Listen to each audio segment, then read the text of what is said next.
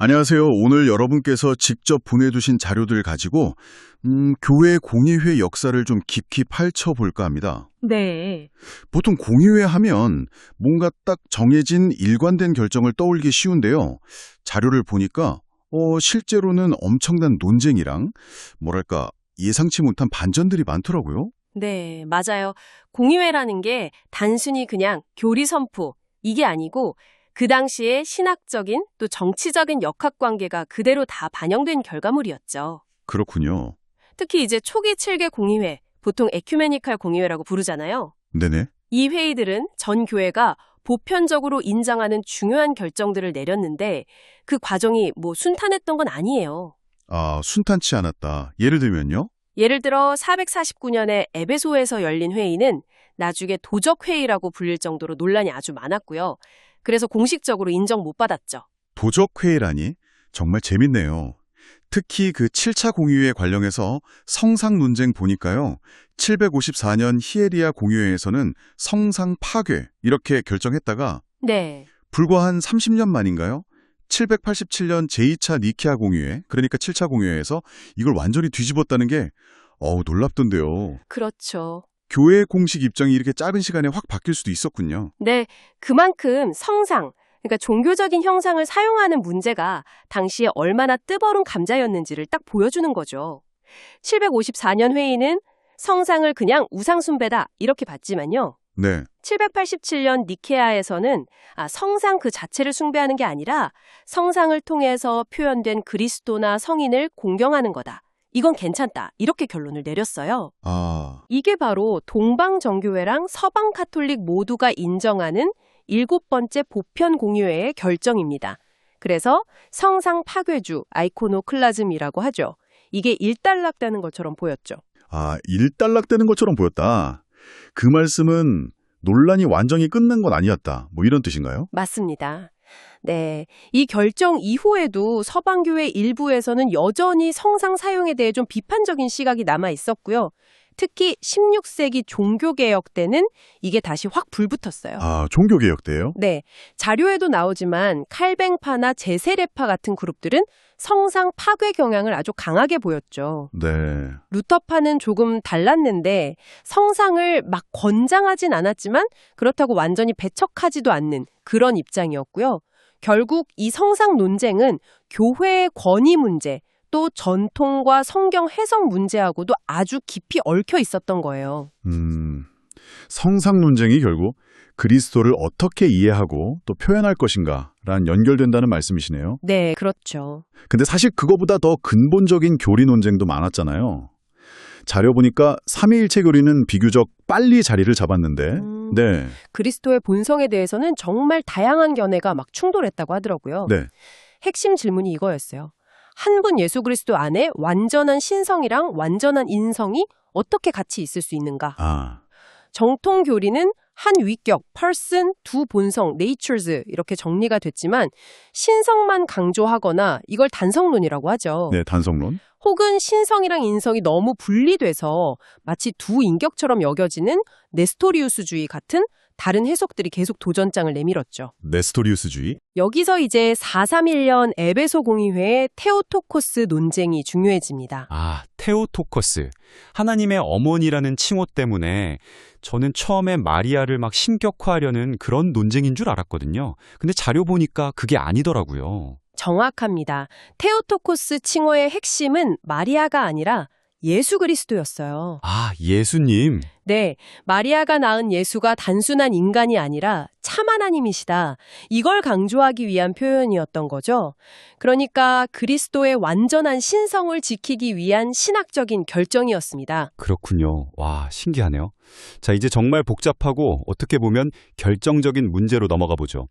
바로 8차 공의회 논쟁입니다. 네. 아니, 동방하고 서방이 서로 다른 회의를 8차 공의회로 인정한다는 이 사실 자체부터가 뭔가 분열의 씨앗을 보여주는 것 같아요. 그렇죠. 포티우스라는 인물이랑 필리오케가 핵심 키워드던데요. 그렇습니다. 먼저 필리오케. 이게 라틴어로 그리고 아들로부터라는 뜻이거든요. 그리고 아들로부터. 원래 초기 니케아 콘스탄티노플 신경에서는 성령이 성부에게서 발현하신다 이렇게 되어 있었어요. 네. 그런데 589년에 서방의 톨레도 교회에 의해서 여기에 그리고 아들로부터 필리오케 이 문구를 추가한 겁니다. 아, 서방에서 추가를 한 거군요. 네, 이게 동방교회, 특히 콘스탄티노플 총대주교였던 포티우스의 아주 강력한 반발을 샀죠. 왜 그렇게 반발했던 건가요? 신학적으로 어떤 문제가 있었던 거죠? 동방교회의 전통에서는 성부, 그러니까 하나님 아버지를 삼위일체의 유일한 근원, 소스로 보거든요. 아, 유일한 근화. 네. 근데 성령이 성부뿐만 아니라 성자, 예수 그리스도에게서도 나온다고 하면 이 성부의 유일한 주권을 침해하고 삼위일체 안에 질서를 왜곡한다고 본 거예요. 아하. 그리고 또 서방교회가 동방이랑 상의도 없이 보편 신경 내용을 일방적으로 수정했다. 이런 절차적인 문제도 제기했고요. 신학적인 문제도 있고 절차적인 문제도 있었군요. 네, 여기에 이제 포티티우스라는 인물의 개인적인 상황까지 겹치면서 문제가 더 커진 거죠. 평신도였다가 갑자기 콘스탄티노플 총대주교가 됐다고요? 그 동방교회 최고 지도자 중 한 명으로요? 네, 맞아요. 정치적인 격변 속에서 갑자기 임명이 됐는데 로마 교황 니콜라오 1세가 이 임명을 인정하지 않으면서 갈등이 빵 터진 거죠. 이야. 서로 막 파문하고 이런 초유의 사태까지 벌어졌습니다. 서로 판물까지? 네. 이후에 황제가 바뀌면서 포티티우스는 해임되고 869년에서 870년에 열린 콘스탄티노플 공의회에서 정죄를 받아요. 바로 이 공의회를 서방 카톨릭 교회는 8차 에큐메니칼 공의회로 인정합니다. 아, 서방이 인정하는 8차가 이거군요. 869-870년. 그런데 이야기가 여기서 안 끝나네요. 포티우스가 다시 복권된다고요? 맞습니다. 약 10년 뒤에요. 정치 상황이 또 바뀌면서 포티티우스가 총대주교로 복귀하고요. 879년에서 880년에 다시 콘스탄티노플에서 공의회가 열립니다. 또 열렸군요. 네, 이 회의에서는 이전 869, 870년 공의회 결정을 무효화하고 포티티우스로 완전히 복권시켰어요. 그리고 동방정교회는 바로 이 879, 880년 공의회를 8차 에큐메니카 공의회로 간주합니다. 필리오키 문구도 당연히 거부했고요. 와, 정말 드라마틱하네요. 결국 동방과 서방이 서로 다른 8차 공의회를 주장하게 된 거고, 이 필리오케 논쟁이랑 맞물려서 1054년 동서교회 대분열, 대이교, 그레이트 스키즘으로 가는 아주 중요한 디딤돌이 된 셈이네요. 정확히 그렇습니다.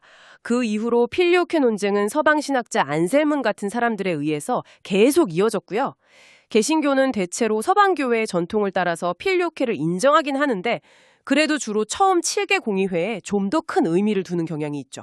오늘 이렇게 쭉 살펴본 것처럼 교회 공의회의 역사는 그냥 단순히 교리 선포, 이런 자리가 아니었네요. 네, 그렇죠. 성상 문제부터 시작해서 그리스도의 본성, 성령의 발현, 이 필리오케 문제까지 정말 치열한 신학 논쟁과 정치적인 갈등, 그리고 구로 인한 분열의 과정이었어요. 맞습니다. 특히 팔자 공의회를 둘러싼 포티우스와 필리오케 문제는 오늘날까지 이어지는 동서교의 분열의 근본 원인 중 하나였고요. 네, 이런 수백 년 전의 논쟁이 지금 우리한테 왜 중요할까요? 그러게요. 왜 중요할까요? 바로 여러분이 속해 있거나 혹은 주변에서 접하는 다양한 기독교 교파나 전통들이 그냥 하늘에서 뚝 떨어진 게 아니라는 거죠. 바로 이런 역사적인 고민과 갈등의 결과물이기 때문입니다. 우리가 지금 당연하게 받아들이는 믿음의 내용이나 예배 방식 뒤에는 이렇게 복잡하고 때로는 좀 고통스러웠던 역사가 숨겨져 있는 겁니다. 그렇군요. 우리가 지금 믿는 것들 뒤에 이런 역사가 있었다는 거네요.